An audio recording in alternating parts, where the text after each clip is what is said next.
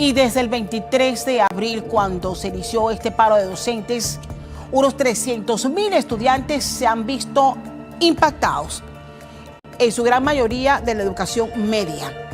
Ayer, Capadeso y la Gran Alianza Educativa han presentado una hoja de ruta y han hecho un análisis y visión del impacto que ha tenido este paro de docentes.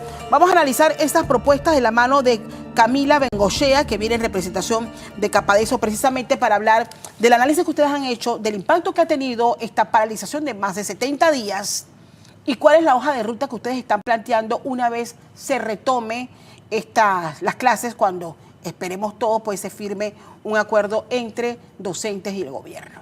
Sí, muchísimas gracias. Pues Capadeso, la Cámara Panameña de Desarrollo Social, está muy preocupada por esta situación.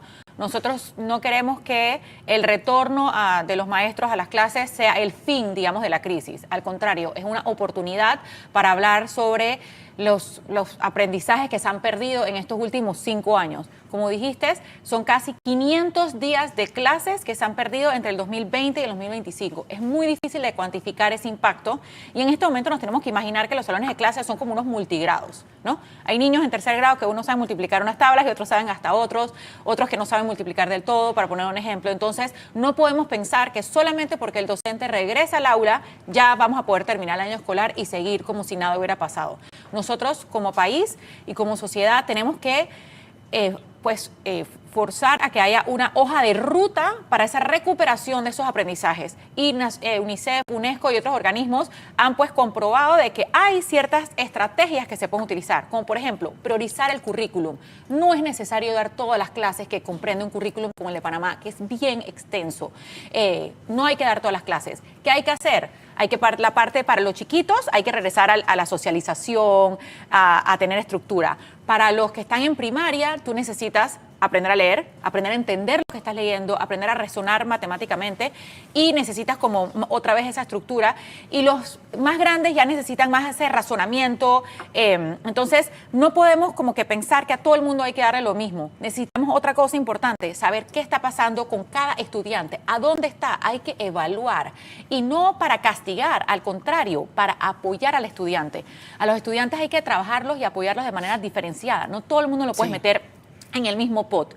Y hay otras estrategias. Se puede alargar el año escolar, se puede utilizar el verano como una oportunidad de oro para recuperar esos aprendizajes que distintos estudiantes necesitan recuperar. Entonces hay varias estrategias que han sido comprobadas. Algo importante, cuando se acabó la pandemia, nosotros como sociedad civil, nosotros hablamos de este tema de priorizar este currículum y hubo una estrategia de parte del Meduca para priorizar ciertos aprendizajes, pero la operatividad no ocurrió. Muchas veces hay un lineamiento de arriba en el Meduca, pero en el aula de clase muchas veces no ocurre. Ahora bien, este ejemplo que usted nos está, y repaso, diagnóstico y diferenciación, o sea, identificar los rezagos que tiene cada salón con sus estudiantes. Exacto. Currículum priorizado, es decir, enfocarse en materias esenciales donde sabemos es el mayor impacto. Lectura, matemáticas, extensión del año escolar, evaluación formativa, o sea, y el bienestar integral. O sea, ¿cómo hacemos cuando aquí se empieza la repuja? Y repuja es, el padre de familia le va a reclamar al docente, por su culpa mi hijo perdió clase, y usted me lo hace pasar aunque sea con 3, porque además de eso necesito el 3 para poder cobrar el pase U. Eso es una serie de situaciones que de seguro se están viviendo y se han vivido cuando ha habido este tipo de paralizaciones. Yo creo que por eso es importante poner al estudiante en el centro de la conversación. No es que si pagué el pase U, que si no pagué el pase U, no. Pongamos al estudiante en el centro. No es pasar por pasar. Eso también le hace un daño al estudiante.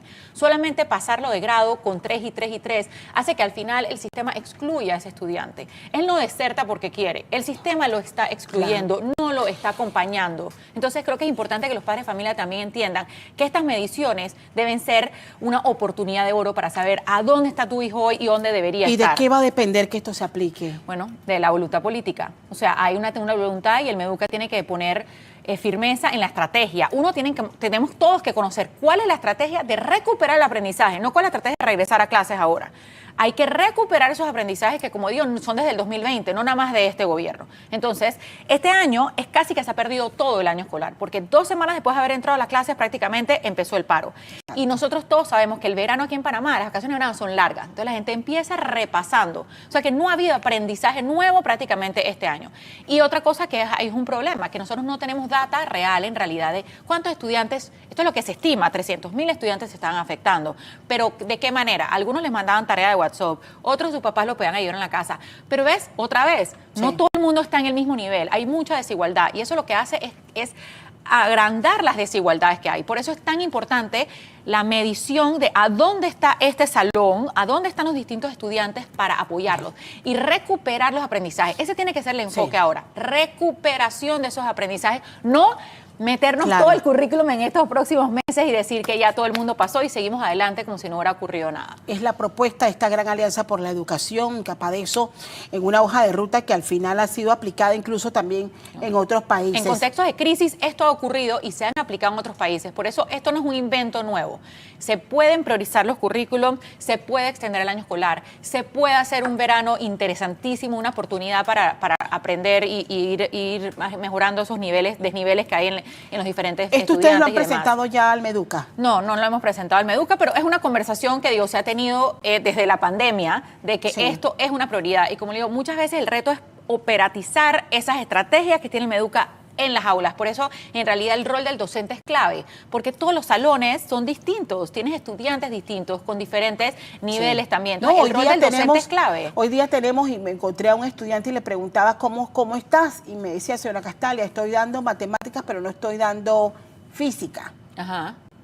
Y así, tengo un profesor sí y un profesor no. Ajá, por eso digo que eso de que unos estaban dando clases y otros no, hay que verlo con un ojo crítico, porque quizás es mejor decir, vamos a arrancar desde el principio del año escolar y ver entonces cómo vamos a hacer para terminarlo, pero por eso decimos que la crisis no se va a acabar cuando se firme el finiquito o regresen todos los docentes a clases. No, es la oportunidad para hablar sobre cómo vamos a recuperar su aprendizaje y poner al estudiante en el medio y ver la educación como un servicio esencial. Los hospitales no cierran casi nunca cuando están en huelga. Las escuelas no deberían de cerrar cuando hay diferencias. Sabemos que van a haber diferencias entre los sindicatos, los docentes, el Estado y otros grupos. Y van a haber decisiones difíciles en el país por tomar y van a haber probablemente otros cierres. Entonces no podemos permitir que el estudiante es el que se quede por fuera. Y la escuela es un lugar muchas veces seguro y de desarrollo integral, no solo para aprender. Muchas veces te vacunas en las escuelas, comes en las escuelas, te cuidan en las escuelas, pueden identificar problemas de riesgo en las escuelas. Entonces, de verdad, no podemos permitir que haya huelga y que no haya clases. O sea, pueden haber diferencias, pero los estudiantes tienen que continuar en las aulas y aprendiendo y recuperando los aprendizajes también. Me quedo con ese mensaje, Camila. Gracias por venir con ustedes. nosotros. Y bueno, hay expectativa de lo que vaya a pasar, pero este planteamiento y esta hoja de ruta de seguro va a ser justa y necesaria.